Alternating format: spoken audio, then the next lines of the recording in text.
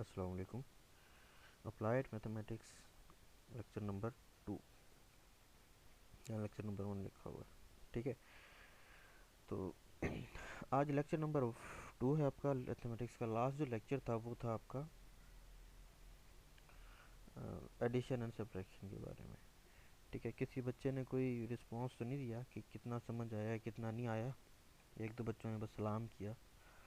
ठीक है ना, तो ऐसा ना करें। जो चीज़ समझ नहीं आए वो पूछें। ठीक है ना, इसमें डरने की बात नहीं है। ठीक है ना, आप मतलब किसी किस्म का जो है ना खौफ अपने दिल से निकाल के कि सर डांटेगा या कुछ होगा, कुछ नहीं, कोई बात नहीं है। आपको जो चीज़ समझ ना आए तो वो आप पूछ सकते हैं। ठीक है ना, ये आपका राइट है। ये वैसे तो ना बहुत ही छोटा टॉपिक है। एडिशन एंड सब्ट्रैक्शन मतलब बहुत ही बेसिक है। अगर किसी और को पता लगे ना कि आप ये एडिशन और सब्ट्रैक्शन पढ़ रहे हैं तो वो हो सकता है हंसे। लेकिन ना एडिशन और सब्ट्रैक्शन के अंदर जो है ना बच्चे फंस जाते हैं। जो मेरा एक्सपीरियंस है ना यहाँ पे 3 साल का, उसमें यही है कि बच्चों को नहीं आती एडिशन और सब्ट्रैक्शन भी नहीं आती। ठीक है ना, अगर आप लोगों को आती है तो बहुत अच्छी बात है। अगर नहीं आती तो बेटा जो है ना वो आप जो है ना पूछें। जो चीज़ समझ ना आए वो पूछें मुझसे। नहीं पूछेंगे तो मुझे क्या पता लगेगा कि कितना समझ आ रहा है आपको कितना नहीं आ रहा।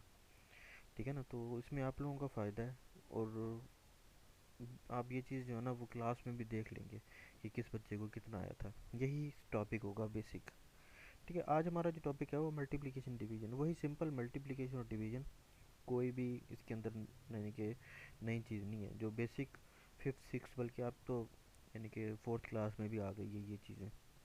कोर्स रिवाइज हुआ है ना, तो उसके बाद जो है ना वो सिंटेक्स वालों ने इसको बहुत ही शुरू की क्लासेस में रख दिया है। मल्टीप्लिकेशन में क्या होता है? In multiplication the number being multiply are called factors, the result of multiplication is called factor.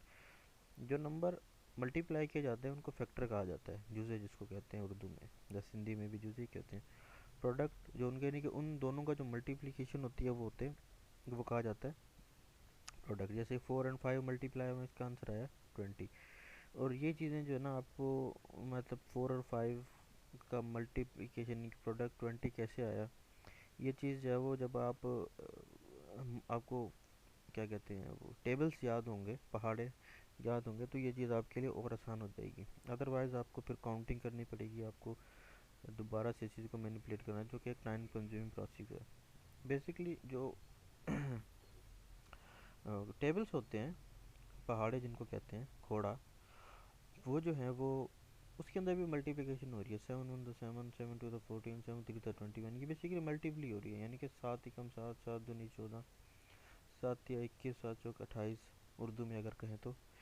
ठीक है, इसी तरीके से ये 7 का टेबल एक लिखा हुआ है, इसके अंदर अगर आप देखें तो मल्टीप्लिकेशन की गई है 10 तक। हम बेसिकली 10 तक ही रखते हैं, यानी कि जिस भी नंबर का टेबल हो उसको हम 7 तक 10 तक मल्टीप्लाई करते हैं, उसके साथ हमें जो वैल्यू मिलती है वो उसका बेसिकली प्रोडक्ट होता है। तो ये अगर आप देखें, ये 4 इंटू 5 यानी कि सिंगल सिंगल टर्म्स की जो है ना वो प्रोडक्ट है। ठीक है, सिंगल सिंगल टर्म्स की प्रोडक्ट है। 4 5 20 होता है। इसी तरीके से ये जो सारी की सारी है, यानी कि एक 7 का टेबल लिखा गया है। अब ये 7 को 53 से जब मल्टीप्लाई करेंगे इसका आंसर आएगा 371। अब 371 कैसे आया ये? ठीक है, इसको अगर मैं आपको देखूँ तो ये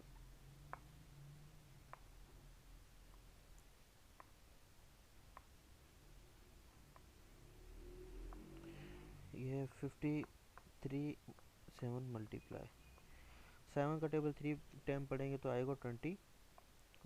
अब 21 का 1 हम यहाँ लिख देंगे और जो 2 है वो ऊपर चला जाएगा। ठीक है, अब 7 5 दा हो जाएगा 35। और जो ऊपर की वैल्यू है वो हम कर देंगे ऐड इसके साथ +2।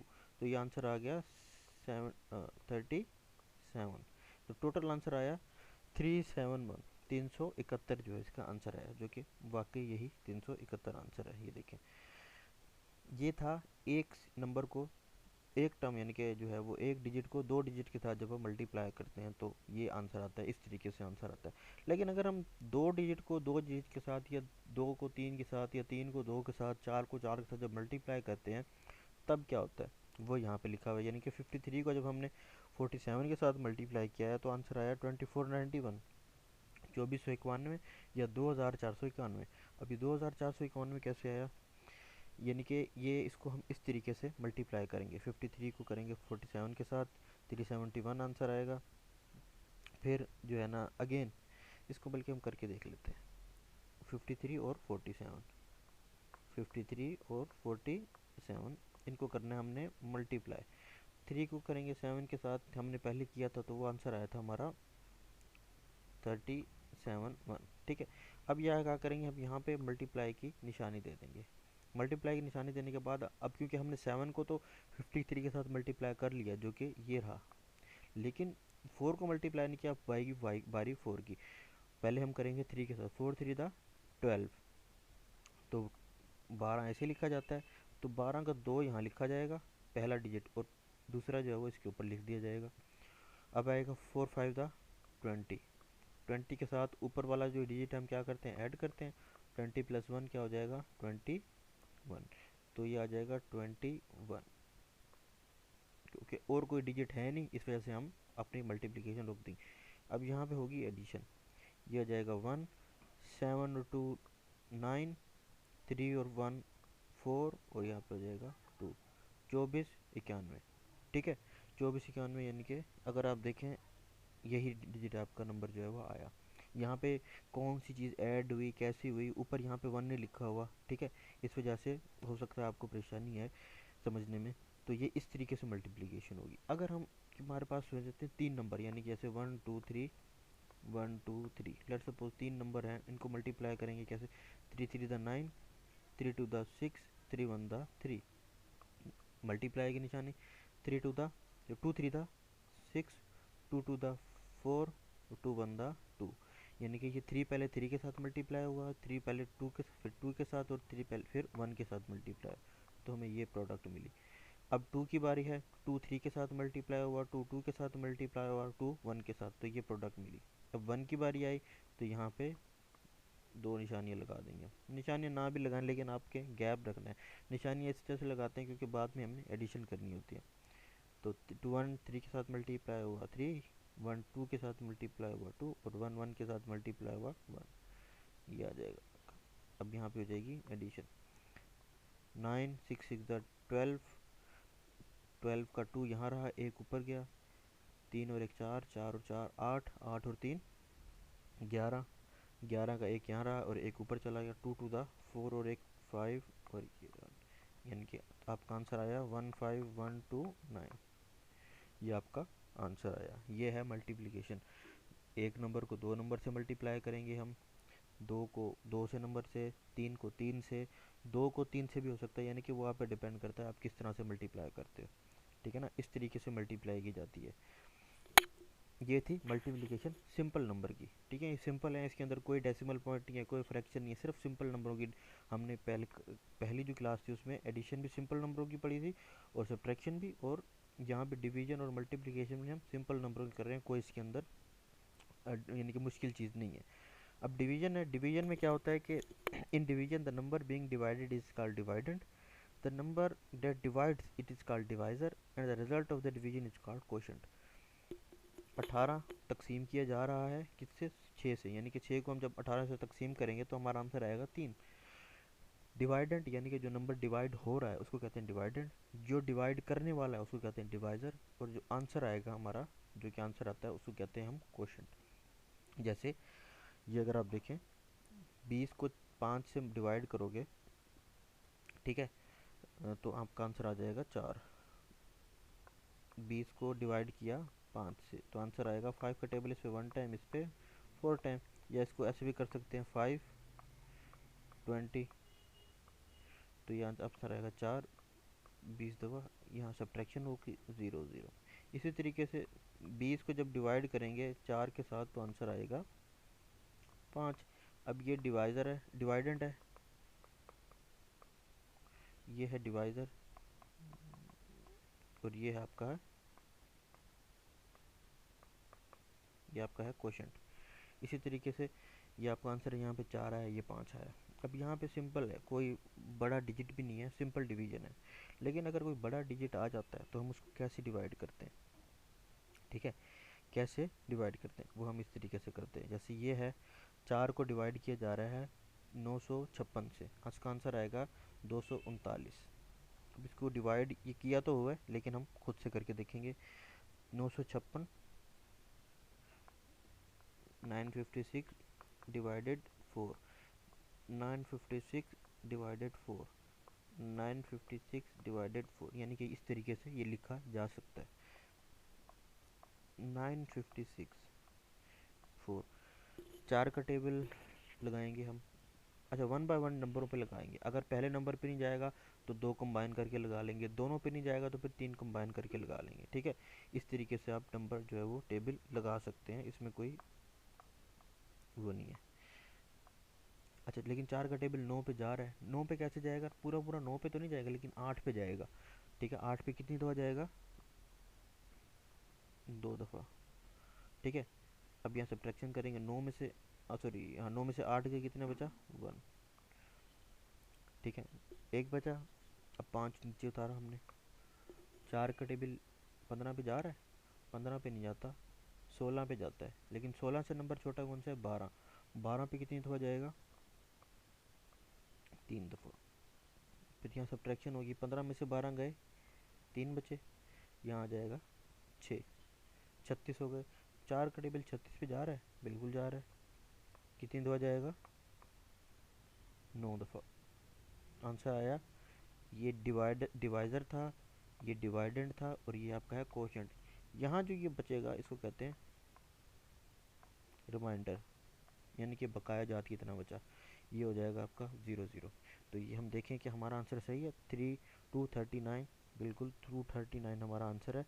अगर आप देखें, 4 को जब हमने डिवाइड किया 956 से, तो हमारा आंसर आया 239। इसी तरीके से आपका है 3024 को डिवाइड करेंगे 5 के साथ, तो आंसर आएगा 608। और जो है वो रिमाइंडर क्या बचेगा आपका?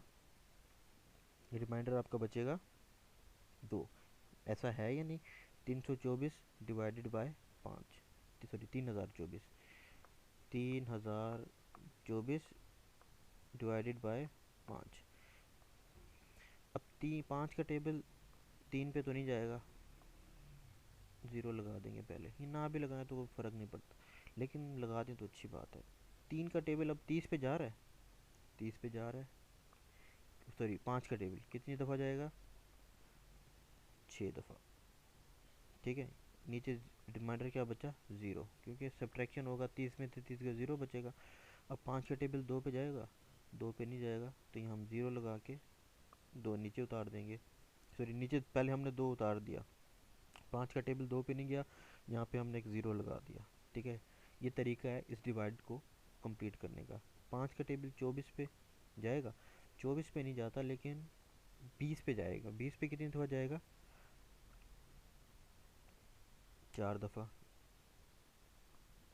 नीचे क्या बचेगा आपका? एक सेकेंड, अच्छा 42 है ये। ठीक है, ये गलत लिख दिया ये मैंने, 24 नहीं है, 42 है। 3024, सॉरी 42, 3042, 3042। अब ये देखिए, वहाँ पे हो सकता है वो डिवाइड गलती हो गई हो। 5 के टेबल 30 पे हमने लगाया, ये गया आपका 5 0 6 दफ़ा, और यहाँ पे बचा रिमाइंडर 0। 4 को जब नीचे उतारेंगे हम, 4 को, 5 का टेबल 4 पे नहीं जाएगा, तो यहाँ पे हम 0 लगाएंगे। अब 2 को भी नीचे उतार लिया। अब 5 का टेबल 42 पे नहीं जाएगा, बल्कि 40 पे जाएगा 8 टाइम। सब्ट्रैक्शन करेंगे तो यहाँ बच जाएगा रिमाइंडर 2। ठीक है, इतना तो हमारा आंसर वहाँ तक लिखा हुआ है 408। ठीक है, वो जहाँ पे 3024 लिखा हुआ है ना,